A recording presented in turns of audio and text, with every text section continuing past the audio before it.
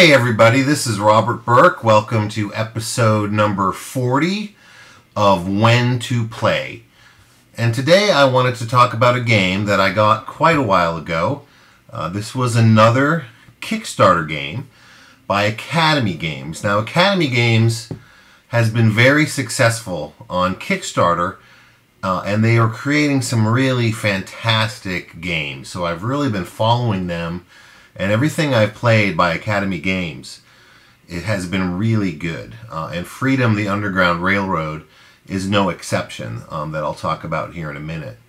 But they're known for making historic games.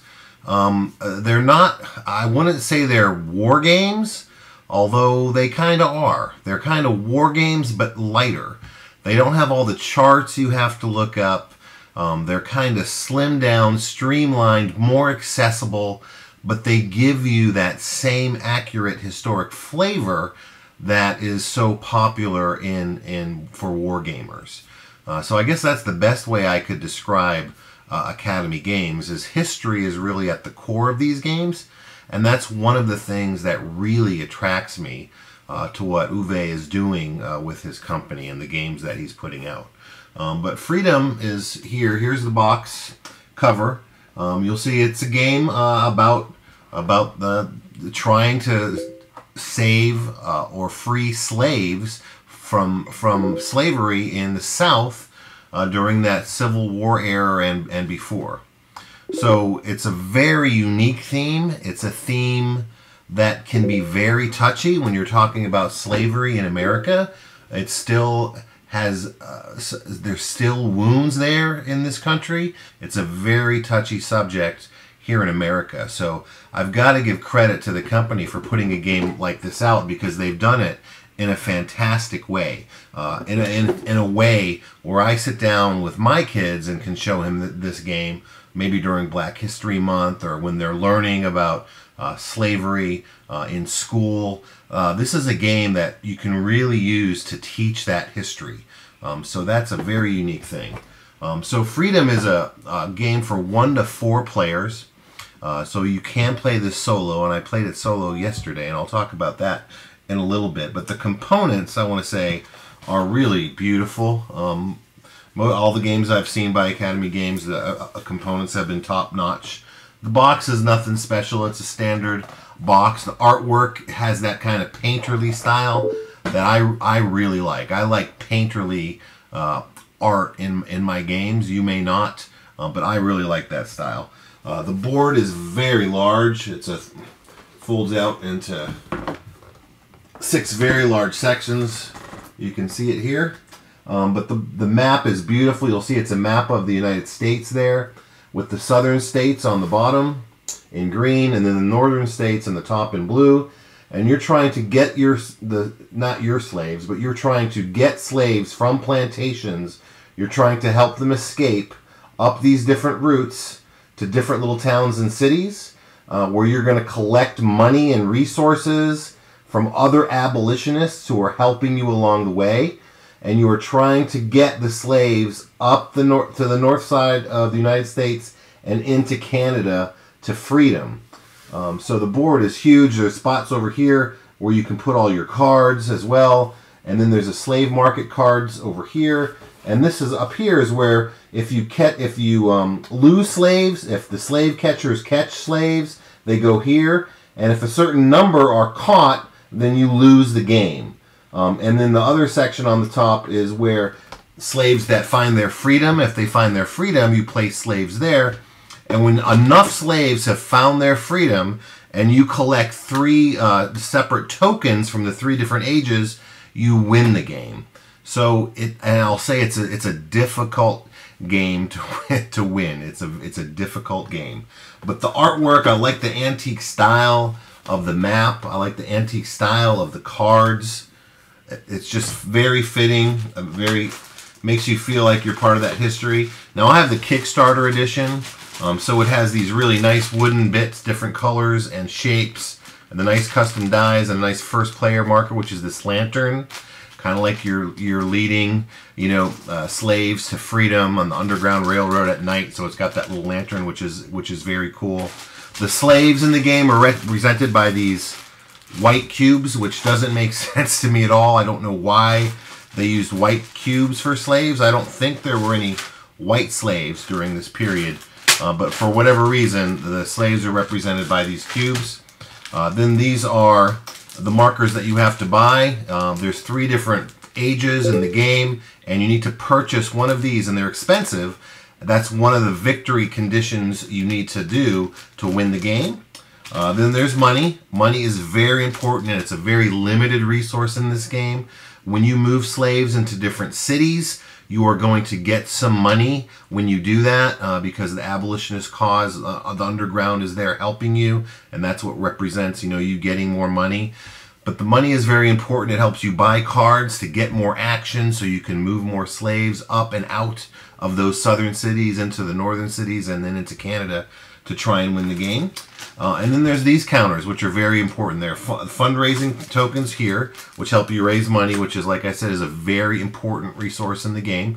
And then you have these movement tokens here that you can get that lets you move certain number of slaves when you use this token. And that's the key. And what's going to happen is at the end of every round, there's going to be a new slave market is going to have a certain number of slaves on it, and you have to move those into the plantation. If there's not enough room in the plantation, in any of the plantations, then those slaves need to go to the slaves lost. If you get a certain number of those, and that scales depending on the number of players, then you lose the game. So you've got to get slaves out of those plantations. You've got to start letting them make their escape and helping them and making room to push them northward to get them up into those northern cities, so you have room to move them out of the plantations. So every turn you have room in the plantations to move them from the slave market.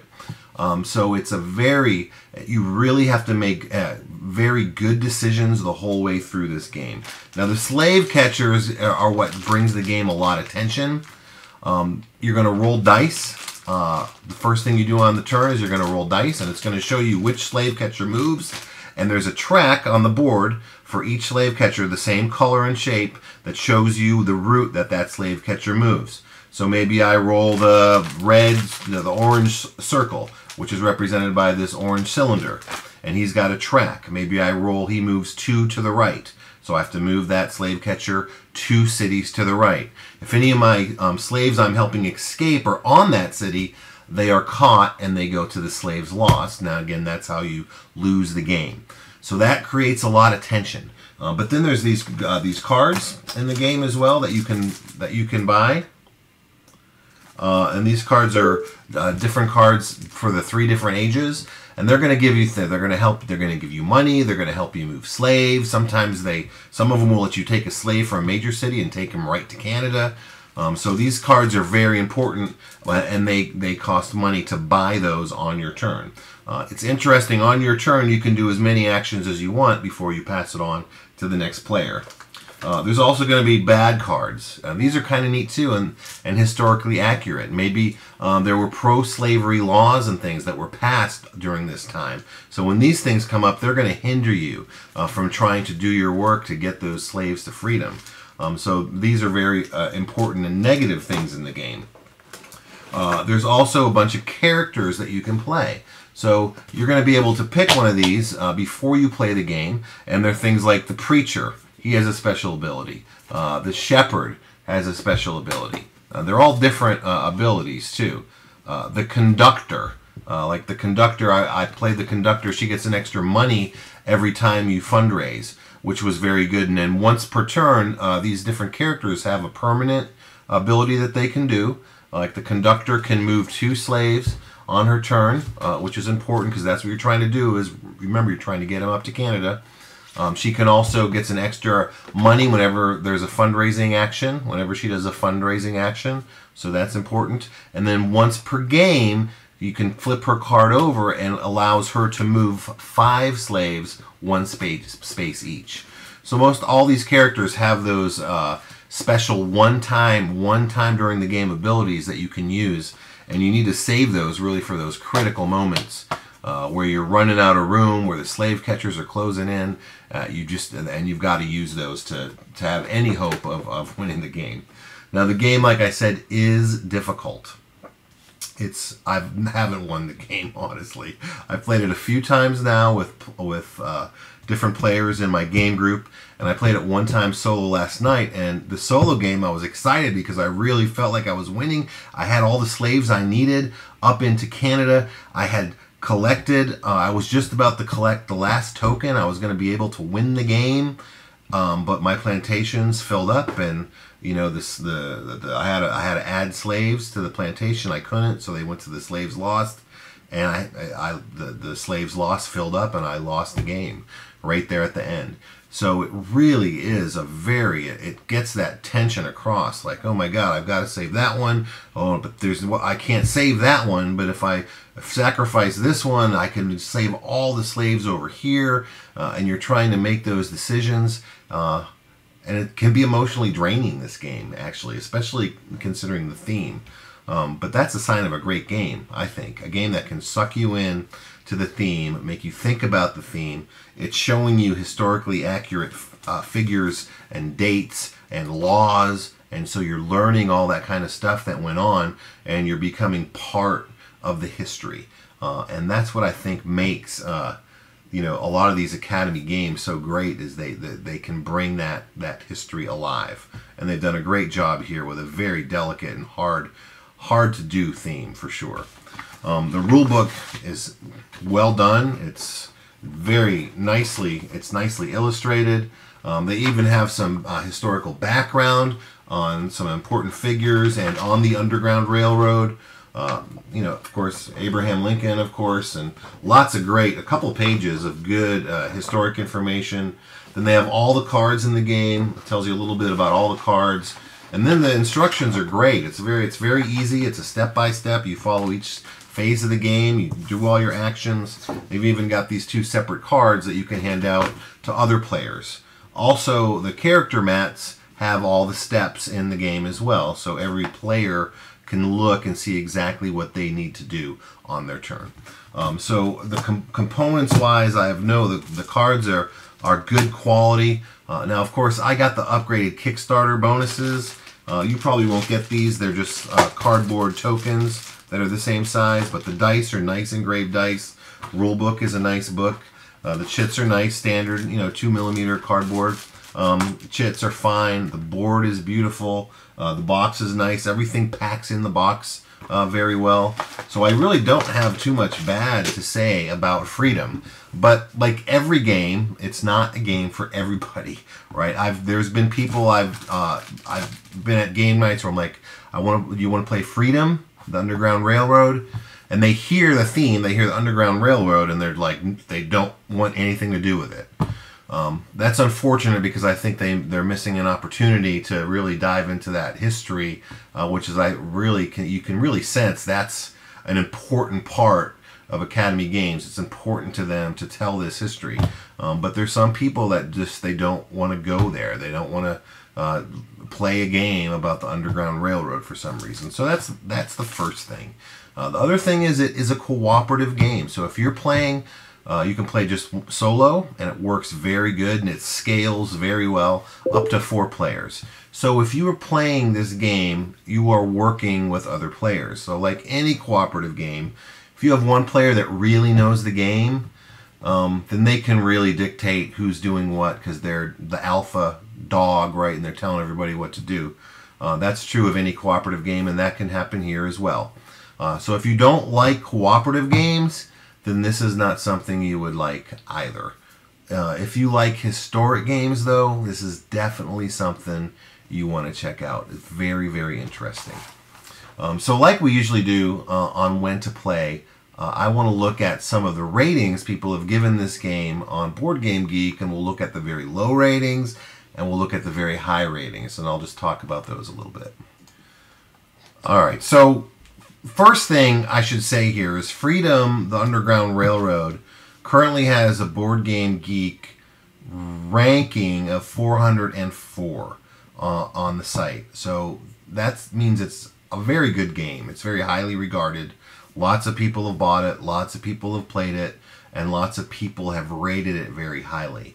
But there are people that are not going to like this game. So hopefully by going through some of these ratings and talking about them, maybe you can figure out if it's a game for you or not. So let's look at the people who've rated it low first. Nobody's rated it a 1. A couple people have rated it a 2, but they haven't given any reason why they rated it 2. So, and again, I've got to say that's a pet peeve of mine. If you're going to rate a game really low or really high, write a sentence about why.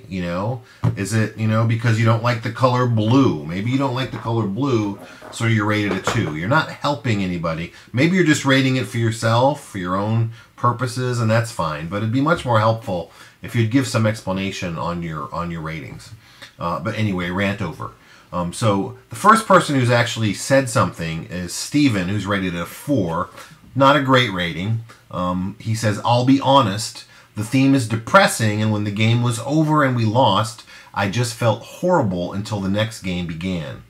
It would take a lot to convince me to try this one again." I kind of agree with Steven. I don't see anything wrong with what Steven wrote there. I don't think that's a reason to rate the game low, though, because I don't know if that's a bad thing. This subject is a depressing subject, right? It's like looking at a piece of art that was meant to show, like if you look at Picasso's Guernica, for example, it's meant to show the horrors of war. So the painting is unsettling, right? The subject is unsettling, but that art is important. So if you look at games like I do as an experience, as a way to experience things, as art, then Freedom fits the bill. It's not a great subject. It's not, this is not Lupin Louie. You are learning, though. You are learning about the history of the Underground Railroad, and that has a lot of value. But like Steve says here, it's a depressing theme, right? So if the theme turns you off, and it does turn a lot of people off, then this is not a game for you. And you also do feel terrible when you lose this game, because you're really trying. You're really trying to get these little white cubes, which represent the slaves. You're trying to get them to their freedom. So when one gets caught, it's like it sucks. You know what I mean? You don't like it. And when you lose the game, it does. It's not a good feeling. And because this game is hard to win, you experience that a lot. I have not experienced a win yet with this game, but I tell you, I'm gonna keep playing it until I do. And when I do, I think that feeling is gonna be a great one. And I think a great co-op should be that way. It should be difficult, especially in a theme like this, because it was difficult back then. It was very difficult for abolitionists. So I think the game represents that. I think that's a good thing. C says, rated at a 5, says, "This is the other math-heavy co-op, with the first being Lord of the Rings living card game. I just don't see how Freedom is in any way superior to Lord of the Rings. It's more deterministic, less tense, misses the spark of player creativity, like the pre-game deck building, has less replayability, though it's far cheaper since buying into Lord of the Rings is a monetary equivalent of loaning your credit card to your junkie nephew." That's pretty funny. All right. "As long as I'm confessing, I'll add that Freedom left me feel exhausted, grossly analogous to my days of working on a Northern California highway in 100-degree heat. It passes the time, sure, and kept me in good shape, but only did it for the money, not for fun." So C has a good point here, although he does contradict himself a bit, I think. On one hand, what did he say? It's not tense. Oh, less tense. He thinks it's less tense than Lord of the Rings living card game. Now, I haven't played that game, but I think Freedom is probably one of the most tense games I've ever played. So when I see him say less tense, that makes no sense, especially when he goes on to say that he felt exhausted after he played it. I understand that. I could feel exhausted after playing Freedom, the Underground Railroad, and losing. You do feel exhausted because you're involved in the game. But that is a great thing. To me, that's what a game is about. It's about expressing it's making you feel something, making you become interested in something. That is a great thing that games can do. Games should be fun, but man, when it can elevate itself to a level where it's teaching you something and getting you interested in something, that's where a game is elevated to an art form. And I think Freedom does that. So I agree with him on one hand that it can leave you exhausted, but again, I don't think that's a bad thing. I think that's a good thing. But you may not like that. If you don't want to feel emotionally attached, if you don't want to feel exhausted, and it is mathy. He has a point there too. It is very mathy because you're trying to do the math. If I move this slave into that city, that slave catcher is going to move here. Okay, then later we can move that slave to move that slave catcher back. Oh, but where are we going to end up at the end of the turn? So if we roll that slave catcher, then we're in trouble. He's going to take that city. So there is a lot of that math, and you can get caught up in that kind of AP. And I hate to say it, maybe that's why I lose so much, is because I don't like to be caught up and overthink things too much. So maybe it isn't a game I'm ever going to be good at. But man, it really gets a story across. And that, for me, is a huge part of why I play games. So that's why I like the game so much. But if you don't like that kind of mathiness, you could be like me and kind of ignore it and lose. Or you could maybe avoid Freedom, the Underground Railroad.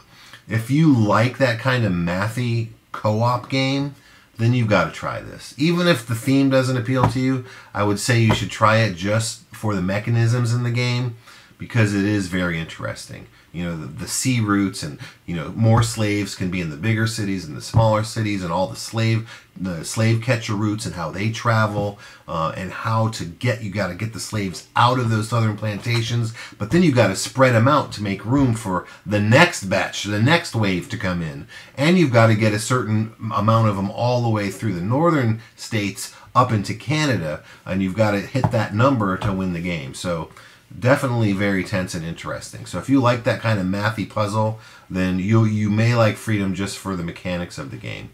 So let's see, that's the only two that I saw that actually gave us a reason why they rated it low that I saw. So let's see some of the high ones. Joel Eddy, the famous the reviewer, does the great board game reviews on YouTube. He rated it 10. He says Freedom, very simple, Freedom is an achievement in board gaming. I think I have to agree with Joel for all the reasons I've been telling you. The way the theme is connected to the mechanics here, the way it tells the story, the way it tells you experience the history in even a very small way is important, and it's art, I think. Shane says, this game was a grand slam to me. It has a very awesome, unique historical theme. It's educational, but it's still a lot of fun, and it's a challenging cooperative game which my group can never seem to get enough of.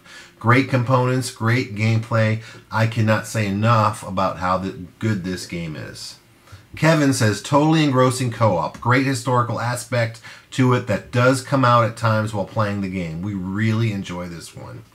So I think they kind of summed it up for me. I think I'm in that camp on this game. I don't get it to the table as much as I want, because I play with some people who don't like co-ops. Some people are turned off by the theme.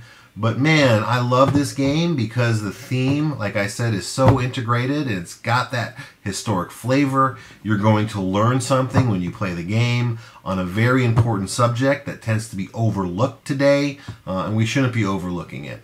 This is a way where you can really kind of dig into it and have fun. Mechanically, the game is very sound, but it's difficult. It is mathy, so if you don't like that kind of mathy decision making that you have to make, you may not like it. If you do like that kind of thing, I think you're going to really enjoy this game. So bottom line, if you like games that tell history, if you like co-ops, then you have got to get this game. If you do not like the theme of the Underground Railroad, or if you don't like co-ops, or you don't like that kind of mathy mechanics that are involved that I've talked about here, then it's probably something you want to avoid. But I'd say give it a chance at least. Play it one time and see if it's for you. I think that's the best way to know if you're going to like a game. Maybe not the best way to know if you're going to buy a game, but to know if you're going to like it, play it. Somebody's got it. There's a lot of them out there. So again, my name is Robert Burke. I hope this review was helpful for you. And we were talking about Freedom, the Underground Railroad. It was designed by Brian Mayer, and it's by Academy Games. Thanks. Bye.